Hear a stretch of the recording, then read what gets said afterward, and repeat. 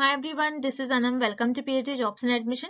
सो आज के इस वीडियो में हम दिल्ली यूनिवर्सिटी के पीएचडी एंट्रेंस एग्जामिनेशन के लिए रिसर्च मेथोडोलॉजी के कुछ इंपॉर्टेंट एमसीक्यूज जो जनरली आपको पूछे ही जाते हैं। सो मैं ये बता रही हूँ, आपको बहुत ही इंपॉर्टेंट सेशन होने वाला है आज का हमारा, जिसमें आपको जो मैंने यहाँ पर एमसीक्यूज सॉल्व करवाया है, जनरली आपको पीएचडी एंट्रेंस एग्जामिनेशन में 100% ऐसे ही टाइप के क्वेश्चंस पूछे जाते हैं। इन क्वेश्चंस में से एक क्वेश्चन जनरली आपको एग्जामिनेशन में पूछा ही जाएगा। अच्छे तरीके से आपको ये वीडियो देखना है, सारे एमसीक्यूज को सॉल्व कर लेना है। अगर आपके जो भी डाउट्स है, आपके जो भी क्वेश्चंस है, आप मुझे कमेंट सेक्शन में पूछ सकते हो। अब जैसे कि आपको पता है, दिल्ली यूनिवर्सिटी के पीएचडी एंट्रेंस एग्जामिनेशन के एप्लीकेशन फॉर्म की जो लास्ट डेट थी वो जा चुकी है, जो कि थी 10 जुलाई 2022। तो जल्द से जल्द अभी चांसेस है कि आपके एंट्रेंस एग्जामिनेशन की डेट्स आ सकती है। तो इसके लिए आपको प्रिपरेशन जल्द से जल्द स्टार्ट कर देनी है। जैसे कि आपको पता है, डीयू यूनिवर्सिटी के पीएचडी एंट्रेंस एग्जामिनेशन में जो आपका पार्ट 1 होता है, जो पेपर 1 होता है, ये रिसर्च मेथोडोलॉजी होता है, जो कि हर एक कैंडिडेट्स के लिए कॉमन होता है। तो मैं आपको बता दूं, रिसर्च मेथोडोलॉजी पर हमने आपके लिए कोर्स लेकर आया है, जैसे कि आप स्क्रीन पर देख सकते हो, जिसमें हम आपको वीडियो लेक्चर्स प्रोवाइड करते हैं। आपको पूरा सिलेबस यहाँ पर हम कवर करते हैं वीडियो लेक्चर्स में, जो कि आपके थ्योरी और एमसीक्यूज दोनों वीडियो लेक्चर्स प्रोवाइड करते हैं। थ्योरी से पहले हम आपके कॉन्सेप्ट्स को बिल्ड करवाते हैं, एंड देन एमसीक्यूज में हम आपको ट्रिक्स बताते हैं कि किस तरीके से आपको ट्रिक्स यूज करना है। उसी तरीके से नोट्स हम आपको प्रोवाइड करते हैं, काफी सिंपलेस्ट लैंग्वेज में नोट्स, आपके इंटरव्यू के लिए भी बहुत हेल्पफुल होने वाले हैं notes.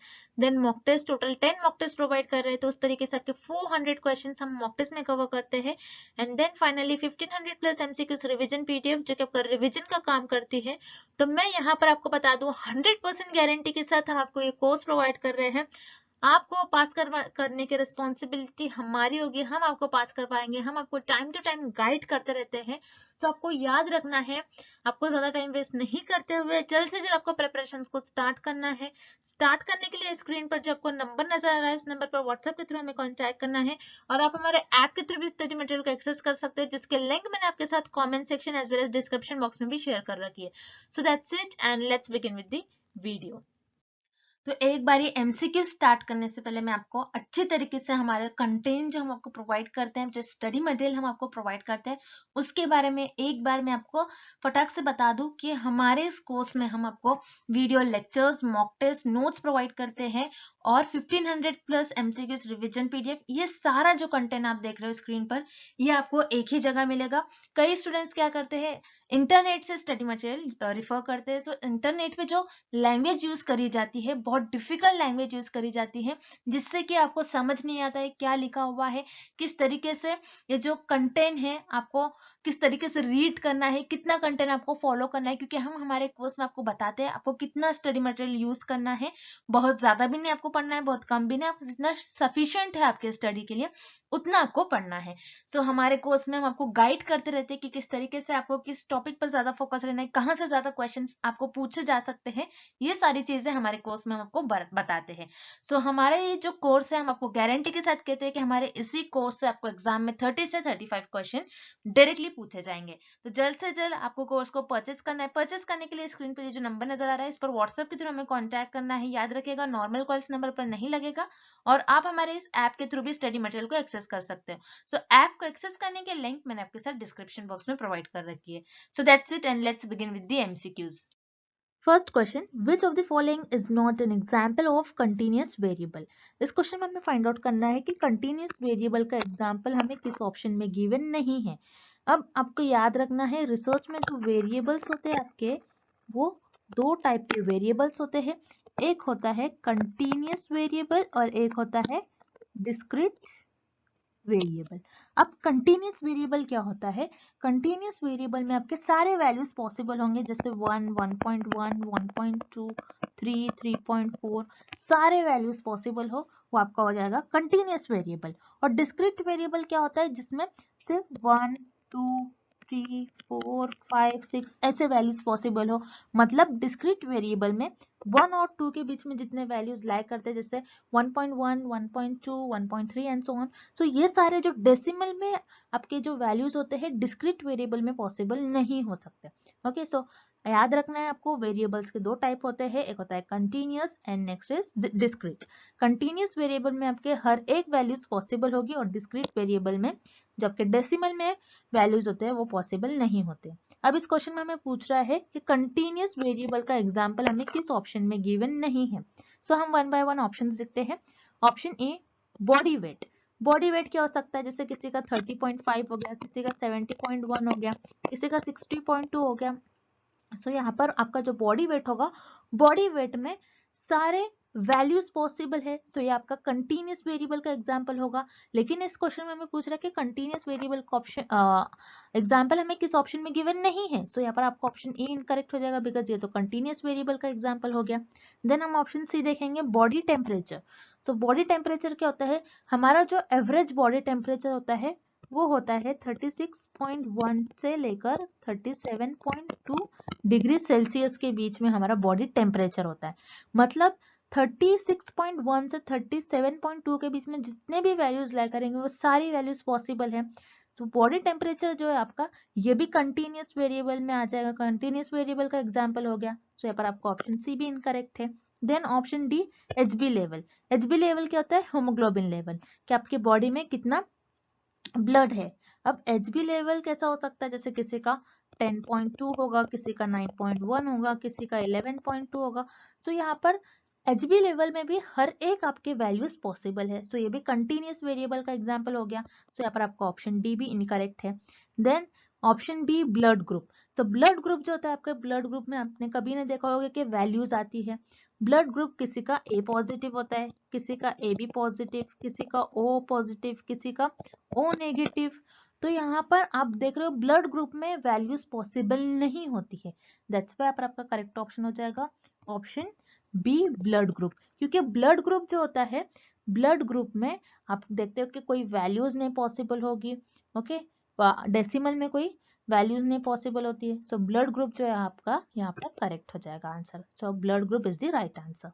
Next, in a two-tailed test for the population mean, if the null hypothesis is rejected when the alternative is true, then इस क्वेश्चन में हमें फाइंड आउट करना है कि आपने एक टेस्ट परफॉर्म किया, जो कि टू टेल टेस्ट परफॉर्म किया एक पॉपुलेशन के मीन से।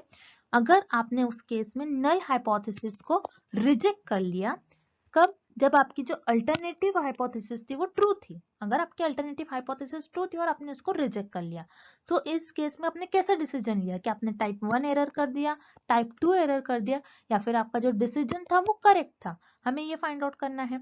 सो रिमेंबर, जैसे कि मैंने आपको पहले भी बताया है कि आपकी जो नल हाइपोथेसिस है वो ट्रू होती है और आप उसको एक्सेप्ट कर लेते हो, देन आपका वो जो डिसीजन हो जाएगा ये करेक्ट डिसीजन हो जाएगा। अगर आपकी जो नल हाइपोथेसिस है वो ट्रू है फिर भी आप उसको रिजेक्ट कर ले रहे हो, सो ये आपका हो जाएगा टाइप 1 एरर। अगर आपकी जो नल हाइपोथेसिस है वो फॉल्स है फिर भी आप उसको एक्सेप्ट कर ले रहे हो, सो ये हो जाएगा आपका टाइप 2 एरर। अगर आपकी जो नल हाइपोथेसिस है वो फॉल्स है और उसको आप रिजेक्ट कर ले रहे हो, सो आपका जो डिसीजन है वो करेक्ट डिसीजन हो जाएगा। तो ये हो गया आपका नल हाइपोथेसिस से रिलेटेड। बस इन्होंने सेम क्वेश्चन पूछा है आपको और थोड़ा ट्रिकी पूछा है, थोड़ा घुमा फिरा कर पूछा है आपको कंफ्यूज करने के लिए, लेकिन बहुत इजी और बहुत सिंपल क्वेश्चन है। ये क्वेश्चन में पूछ रहा है कि आपकी जो नल हाइपोथेसिस है आपने उसको रिजेक्ट कर लिया। नल हाइपोथेसिस को आपने रिजेक्ट कर लिया कब, जब आपकी अल्टरनेटिव ट्रू है। आपकी अल्टरनेटिव हाइपोथेसिस ट्रू है और आपने नल हाइपोथेसिस को रिजेक्ट कर लिया, मतलब आपके नल अल्टरनेटिव हाइपोथेसिस तो ट्रू है, आपने अगर नल हाइपोथेसिस को रिजेक्ट कर लिया और आपकी हाइपोथेसिस अगर अल्टरनेटिव हाइपोथेसिस ट्रू है तो आप इसी को एक्सेप्ट कर लोगे ना। और आपके जो नल हाइपोथेसिस रिजेक्ट है, मतलब अगर आपके अल्टरनेटिव ट्रू है और आपने नल को रिजेक्ट कर लिया तो ऑब्वियसली आप क्या करोगे, आपके अल्टरनेटिव को एक्सेप्ट कर लोगे। सो इस केस में आपने जो डिसीजन लिया वो क्या लिया, करेक्ट डिसीजन लिया। बिकॉज यहाँ पर हमें ये क्वेश्चन में ही बड़ा हिंट गिवन है कि अल्टरनेटिव इज ट्रू। आपने नल को रिजेक्ट कर लिया तो ऑटोमेटिकली आप अल्टरनेटिव को एक्सेप्ट कर लेते हो, और इस केस में अल्टरनेटिव ट्रू है, जो चीज ट्रू है आपने उसको एक्सेप्ट कर लिया, तो आपका डिसीजन क्या होता है, करेक्ट डिसीजन होता है। दैट्स व्हाई यहाँ पर आप जो डिसीजन लोगे इस केस में वो आप करेक्ट डिसीजन लोगे। तो यहाँ पर आपका करेक्ट ऑप्शन हो जाएगा option C, a correct decision is made. Next, Which of the following is a qualitative variable? इस क्वेश्चन में हमें फाइंड आउट करना है कि क्वालिटेटिव वेरिएबल का एग्जांपल हमें किस ऑप्शन में गिवन है। अब रिसर्च में दो टाइप के वेरिएबल्स होते हैं, एक होता है क्वालिटेटिव वेरिएबल एंड सेकेंड होगा आपका क्वांटिटेटिव वेरिएबल। सेकेंड होगा आपका क्वांटिटेटिव वेरिएबल। अब क्वालिटेटिव वेरिएबल क्या होता है, जिसमें नेम में मीनिंग है, जो किसी चीज के क्वालिटी को बताता है, जो किसी चीज के फीचर्स को, कैरेक्टरिस्टिक्स को बताता है। सो क्वालिटेटिव वेरिएबल्स में जो भी आपके पास डेटा होगा वो उस डेटा की कैरेक्टरिस्टिक्स बताएगा, कोई भी थिंग्स की फीचर्स बताएगा। और क्वांटिटेटिव वेरिएबल्स क्या होते हैं, क्वांटिटेटिव वेरिएबल्स में जो भी आपके पास डेटा होगा वो सिर्फ और सिर्फ नंबर्स को रिप्रेजेंट करता है। दो टाइप के वेरिएबल्स होते हैं, आपको याद रखना है, qualitative variables and quantitative variables. Qualitative variables में आपके पास जो भी डेटा होगा वो उस डेटा की क्वालिटी को बताएगा, एंड क्वांटिटेटिव वेरिएबल में जो भी आपके पास डेटा होगा वो नंबर्स के फॉर्म में होगा। अब इस क्वेश्चन में पूछ रहा है हमें क्वालिटेटिव वेरिएबल का एग्जांपल हमें किस ऑप्शन में गिवन है। सो हम वन बाय वन ऑप्शन देखते हैं। Option B, number of people preferring to eat at McDonald's. कितने नंबर ऑफ पीपल प्रीफर करते हैं मैकडॉनल्ड्स में खाना खाने के लिए, कुछ ईट करने के लिए। सो यहाँ पर नंबर ऑफ पीपल, सो आपके पास कितने नंबर ऑफ पीपल होते हैं, मान लीजिए 70% जो पीपल है वो प्रिफर करते हैं मैकडॉनल्ड्स में कुछ खाने के लिए। सो यहाँ पर आपके पास जो डेटा है वो नंबर्स के फॉर्म में है। सो ये क्वालिटेटिव वेरिएबल का एग्जांपल नहीं होगा बल्कि ये क्वांटिटेटिव वेरिएबल का एग्जांपल होगा। सो यहाँ पर आपका ऑप्शन बी इनकरेक्ट हो गया। Then option C, practical marks for biochemistry course. Biochemistry एक कोर्स है, उसमें आपको जो प्रैक्टिकल मार्क्स मिले हैं, मान लीजिए 100 मार्क्स से आउट ऑफ 100 आपको 70 मिले हैं। सो यहाँ पर जो भी आपके पास डेटा है वो क्या है, नंबर्स के फॉर्म में हो रहा है। अगेन ये आपका क्वांटिटेटिव वेरिएबल का एग्जांपल होगा, नॉट क्वालिटेटिव। सो यहाँ पर आपका ऑप्शन सी इनकरेक्ट हो जाएगा। Then option D, number of children suffering from anaemia. So यहाँ पर कितने नंबर ऑफ चिल्ड्रन, मान लीजिए 60 नंबर ऑफ चिल्ड्रन, 60 चिल्ड्रन ऐसे हैं जो एनीमिया से सफर कर रहे हैं, उनको एनीमिया डिसीज हुई है। सो यहाँ पर अगेन आपके पास जो डेटा है ये नंबर्स के फॉर्म में है, यहाँ पर नंबर लिखा है ऑलरेडी। सो ये आपका क्वांटिटेटिव वेरिएबल हो गया। सो यहाँ पर आपको ऑप्शन डी भी इनकरेक्ट हो जाएगा।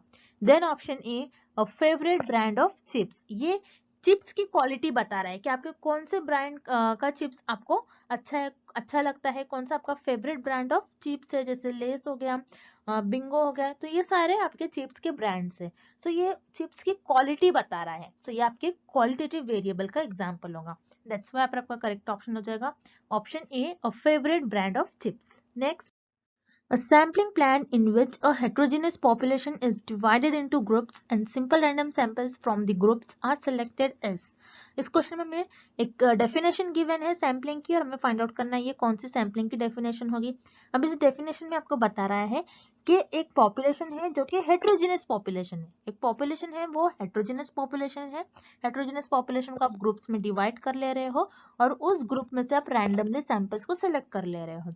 सो ये आपकी सैम्पलिंग हो जाएगी स्ट्रैटिफाइड सैम्पलिंग की डेफिनेशन। अब स्ट्रैटिफाइड सैम्पलिंग क्या होती है, इस डायग्राम के थ्रू हम देखते हैं। जैसे कि इस डायग्राम में आपके पास जो पॉपुलेशन है ये एक हेटेरोजेनस पॉपुलेशन है।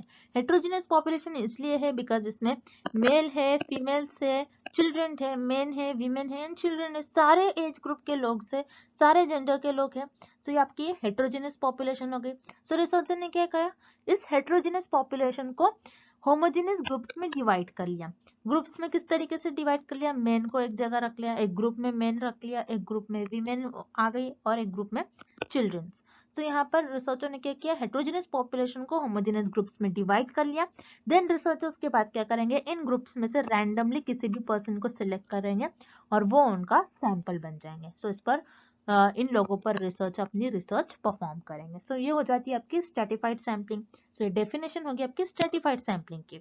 देन ऑप्शन भी आपको गिवन है सिस्टमैटिक सैम्पलिंग। सिस्टमैटिक सैम्पलिंग में आप कुछ इंटरवल डिसाइड कर लेते हो और उस इंटरवल पर अपने सैंपल्स को सिलेक्ट कर लेते हो, लेकिन डेफिनेशन में आपको ऐसा कुछ गिवन नहीं है। सो यहाँ पर आपका ऑप्शन भी इनकरेक्ट हो जाएगा। Then option C, simple random sampling. तो याद रखिएगा सिंपल रैंडम सैम्पलिंग आप कब यूज करेंगे, जब आपकी पॉपुलेशन होमोजेनस हो, लेकिन क्वेश्चन में हमें हेटेरोजेनस पॉपुलेशन गिवन है यहाँ पर। दैट्स व्हाई पर आपका ऑप्शन सी इनकरेक्ट हो जाएगा।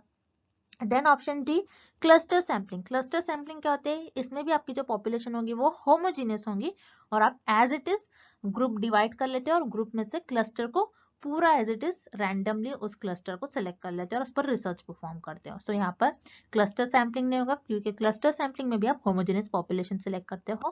दैट्स व्हाई पर आपका ऑप्शन डी इनकरेक्ट हो जाएगा।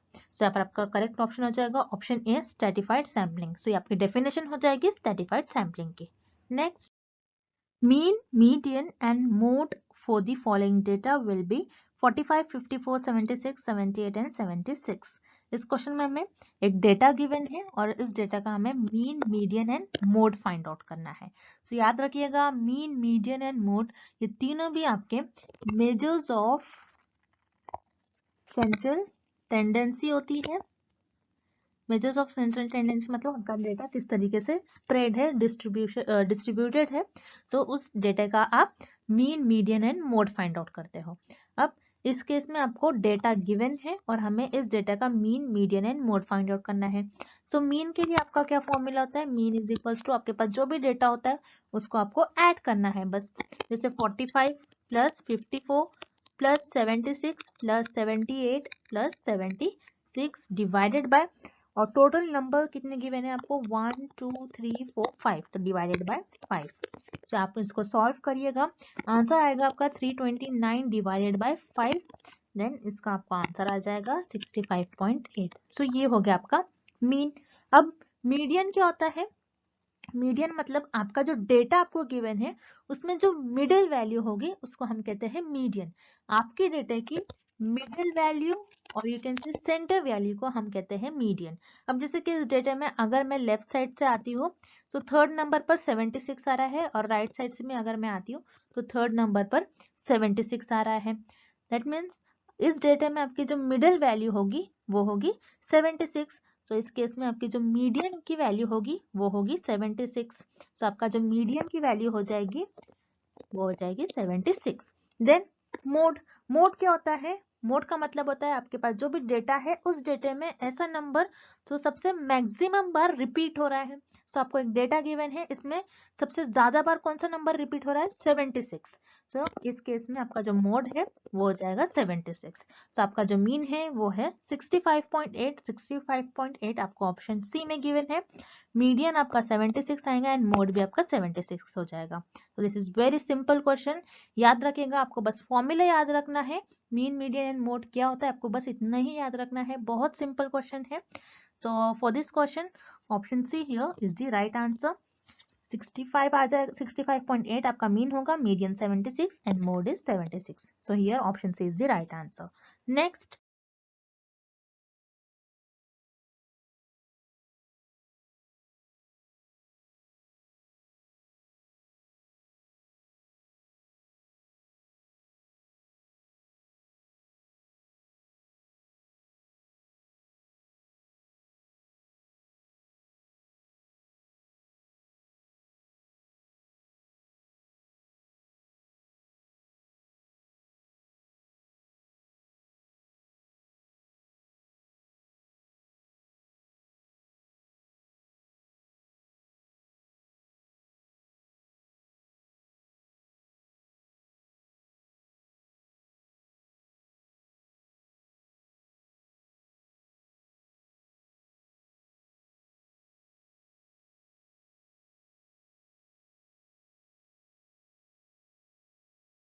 if the variance of a sample is 64, the standard deviation will be। इस क्वेश्चन में हमें सैंपल का वेरिएंस गिवन है जो कि है 64 और हमें स्टैंडर्ड डिविएशन फाइंड आउट करना है। अब स्टैंडर्ड डिविएशन क्या होता है, मान लीजिए आपके पास कुछ डेटा है और वो डेटा कुछ इस तरीके से स्प्रेड आउट है।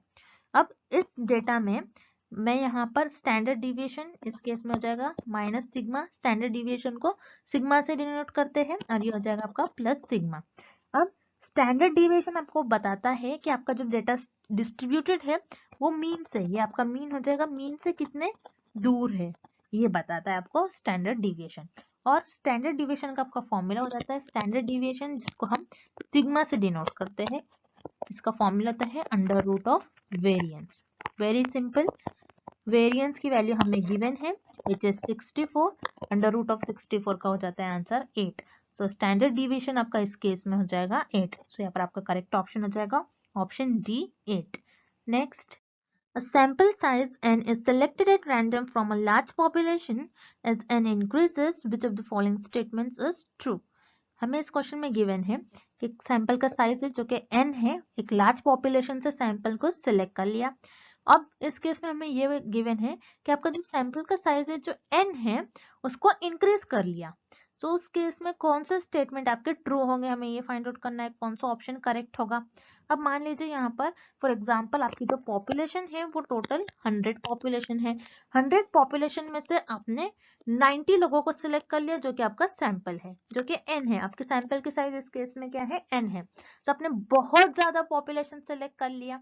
अब अगर आप सैंपल का साइज इंक्रीज कर रहे हो तो आपका कौन सा स्टेटमेंट करेक्ट होगा, हम देखते हैं। अगर आप सैंपल का साइज अगर इंक्रीज करते हो तो आपकी पॉपुलेशन को कोई फर्क नहीं पड़ना चाहिए। यहाँ पर ऑप्शन ए आपको क्या गिवन है, the population standard deviation decreases. आप कितना भी सैंपल लो आपकी पॉपुलेशन को कोई अफेक्ट नहीं पड़ता है। आप क्योंकि सैंपल पर आप रिसर्च करते हो, आप सैंपल पर स्टडी परफॉर्म करते हो, ना कि पूरी पॉपुलेशन पर। दैट्स व्हाई पर आपका ऑप्शन ए इनकरेक्ट हो जाएगा। उसी तरीके से ऑप्शन सी आपको गिवन है, तो population standard deviation increases. Again जैसे मैंने कहा आपको, क्योंकि हम सैंपल पर रिसर्च सैंपल पर स्टडी परफॉर्म करते हैं, पॉपुलेशन पर नहीं। सो पॉपुलेशन का यहाँ पर कोई लेना देना ही नहीं है इस क्वेश्चन के लिए। तो यहाँ पर आपका ऑप्शन सी भी इनकरेक्ट हो जाएगा। अब रह गई बात आपके ऑप्शन बी और सी की।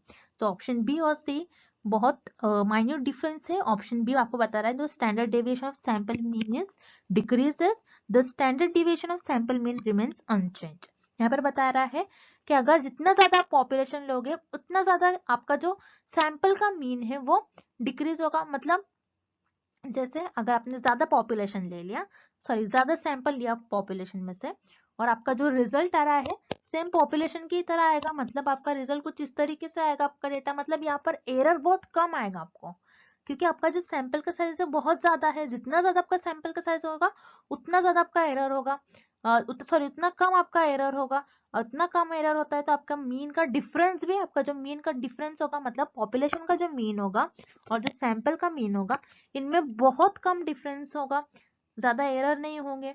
इसलिए आपका जो स्टैंडर्ड डिविएशन ऑफ सैंपल का जो मीन होगा आपका वो कम हो जाएगा, डिक्रीज हो जाएगा। सो यहाँ पर आपका ऑप्शन बी करेक्ट हो जाएगा, the standard deviation of the sample mean decrease. Okay, क्योंकि अनचेंज नहीं होगा, क्योंकि हम सैंपल पर स्टडी करते हैं तो ऑब्वियसली अगर सैंपल पर आप स्टडी कर रहे हो तो कुछ ना कुछ आपको चेंजेस तो दिखेगा है ना। अगर आप सैंपल पर स्टडी कर रहे हो तो आपको सैंपल पर चेंजेस कैसे नहीं दिखेंगे। तो यहाँ पर ऑब्वियसली आपका ऑप्शन डी भी इनकरेक्ट हो जाएगा। So here correct option is option B. Next, the purpose of hypothesis testing is to. इस क्वेश्चन में हमें फाइंड आउट करना है कि हाइपोथेसिस टेस्टिंग का पर्पस क्या होता है। अब हाइपोथेसिस टेस्टिंग हम क्यों करते हैं, ये देखने के लिए जो हमारी नल हाइपोथेसिस है उसको हम एक्सेप्ट कर लेते हैं और रिजेक्ट कर लेते हैं। दो ही वेज होते हैं। अगर हम हाइपोथेसिस को टेस्ट करते हैं तो हम नल हाइपोथेसिस को या तो एक्सेप्ट कर लेते हैं या फिर रिजेक्ट कर लेते हैं। ये दो ही चीज करते हैं जब भी हम हाइपोथेसिस को टेस्ट करते हैं। तो अब इस क्वेश्चन में हमें कुछ ऑप्शंस गिवन है, उसके थ्रू हम देखते हैं कि हाइपोथेसिस का पर्पस क्या होगा करेक्ट। अब ऑप्शन ए देखते हैं हम, test how far the mean of sample is from zero. हम हाइपोथेसिस टेस्ट इसलिए नहीं करते कि जो हमारा सैंपल का मीन है, सैंपल से हमको जो भी रिजल्ट्स मिल रहे हैं वो जीरो से कितना दूर है, ये देखने के लिए हम हाइपोथेसिस को टेस्ट नहीं करते। सो यहाँ पर आपको ऑप्शन ए इनकरेक्ट हो जाएगा। देन ऑप्शन सी देखेंगे हम, determine the appropriate value of the significance level. हम सिग्निफिकेंस लेवल को डिटरमाइन करने के लिए भी हाइपोथेसिस को टेस्ट नहीं करते हैं। अब सिग्निफिकेंस लेवल क्या होता है, सिग्निफिकेंस लेवल वो होता है जब भी आप हाइपोथेसिस को टेस्ट करते हो तो आप आपके जो रिजल्ट है उसमें कुछ एरर अलाउ करते हो। अब मान लीजिए आपका जो सिग्निफिकेंस लेवल है वो आप 1% रखते हो और या फिर 5%, या तो आप 1% रखोगे या फिर 5%। अगर आपने आपका सिग्निफिकेंस लेवल 1% रखा है मतलब आप सिर्फ आपकी स्टडी में 1% एरर को अलाउ करोगे, मतलब आपके जो 99% जो भी रिजल्ट आएंगे वो सही होंगे। और सिग्निफिकेंस लेवल आपने अगर 5% रख दिया मतलब आप जो आपकी रिसर्च में एरर अलाउ करेंगे वो 5% अलाउ करेंगे, मतलब 95% आपके जो रिजल्ट आएंगे वो करेक्ट आएंगे। सो ये डिटरमाइन करने के लिए भी आप हाइपोथेसिस को टेस्ट नहीं करते हो। तो यहाँ पर आपका ऑप्शन सी इनकरेक्ट हो जाएगा। Then option D, determine the appropriate value of the null hypothesis. Null hypothesis के अप्रोप्रिएट वैल्यू को डिटरमाइन करने के लिए आप हाइपोथेसिस को टेस्ट नहीं करते, बल्कि ये देखते हो कि नल हाइपोथेसिस को हमको एक्सेप्ट करना है या फिर रिजेक्ट करना है। हम नल हाइपोथेसिस को किसी वैल्यू को डिटरमाइन नहीं करते, आपको याद रखना है, किसी वैल्यू को डिटरमाइन नहीं करेंगे नल हाइपोथेसिस की। हम बस ये देखते हैं कि नल हाइपोथेसिस को एक्सेप्ट करना है फिर रिजेक्ट करना है। सो यहाँ पर आपका ऑप्शन डी भी इनकरेक्ट हो जाएगा। Then option B, determine whether the statistical result is significant. मतलब अब मान लीजिए हाइपोथेसिस टेस्ट। हाइपोथेसिस क्या होता है? हाइपोथेसिस इज नथिंग बट एक टेंटेटिव स्टेटमेंट होता है जो रिसर्च अपने रिसर्च में अपने गेसेस पर ले डाउन करते हैं और उसको अपने रिसर्च में टेस्ट करते हैं। अब मान लीजिए एक हाइपोथेसिस है कि वाटर अगर इंक्रीज करते हैं तो प्लांट की ग्रोथ भी इंक्रीज होगी। ये मेरी एक हाइपोथेसिस है। अगर मैं प्लांट को वाटर ज्यादा दे रही हूँ तो प्लांट की ग्रोथ भी ज्यादा होगी। अब इससे जो रिजल्ट आ रहे हैं, इससे जो रिजल्ट आएंगे मतलब वो स्टैटिस्टिकली सिग्निफिकेंट है या नहीं, मैं ये चेक करने के लिए हाइपोथेसिस टेस्ट करते हैं हम। Statistically significance. ओके, हम हाइपोथेसिस टेस्ट इसलिए करते हैं स्टैटिस्टिकली सिग्निफिकेंस है या फिर नहीं ये देखने के लिए। अब स्टैटिस्टिकली सिग्निफिकेंस का मतलब क्या हो रहा है?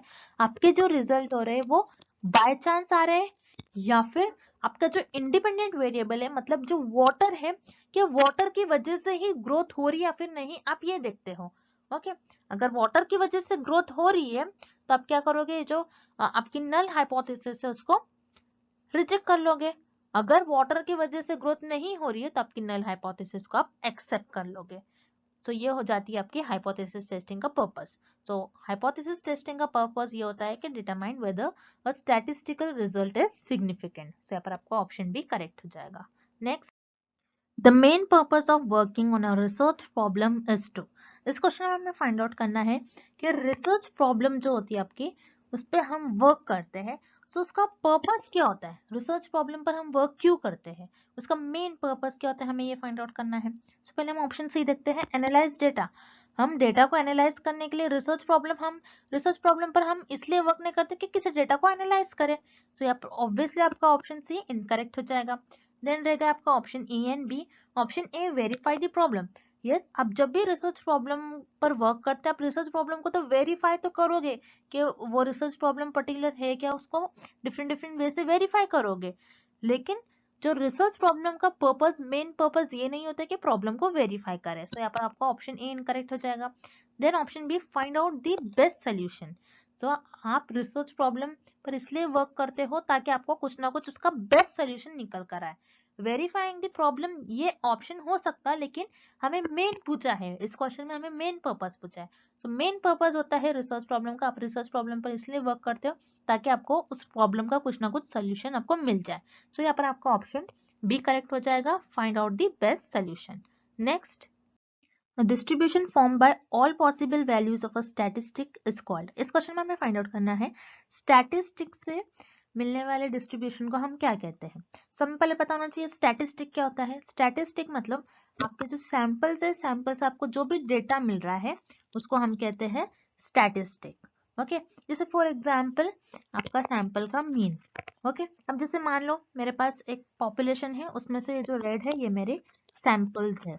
ओके, अब मुझे ये जो सैंपल्स है इनसे मुझे मीन मिल रहा है, तो ये मेरे सैंपल 1 है, सो मैं ये लिखूंगी μ1। ये सैंपल 2 है, सो ये हो जाएगा μ2। ये सैंपल 3 है, μ3। सैंपल 4 है, μ4। ओके, ये मेरे सैंपल का मीन मिल गया मुझे। अब सैंपल का जो मीन है, जो इंफॉर्मेशन मिल रही है मुझे सैंपल से, मैं उसको कुछ इस तरीके से डिस्ट्रीब्यूट कर दूंगी। ये मेरा μ1 है, ये आपका सैंपल है एक्स एक्सिस पर, ये μ2 है, ये μ3 है, ये μ4 है। सो ये कुछ सैंपल इस तरीके से डिस्ट्रीब्यूटेड होगा, मेरा डेटा कुछ इस तरीके से डिस्ट्रीब्यूटेड होगा। ओके, सो मतलब स्टैटिस्टिक से मिलने वाले डिस्ट्रीब्यूशन को हम कहते हैं सैम्पलिंग डिस्ट्रीब्यूशन। ओके, स्टैटिस्टिक का मतलब ही होता है कि सैंपल से जो मिल रहा है हमको डेटा, उसे हम कहते हैं स्टैटिस्टिक, और स्टैटिस्टिक से मिलने वाले डिस्ट्रीब्यूशन को हम कहते हैं सैम्पलिंग डिस्ट्रीब्यूशन। दैट्स व्हाई आपका करेक्ट ऑप्शन हो जाएगा option D, sampling distribution. And thank you for watching this video. I hope this lecture is helpful for you all and good luck with your preparations.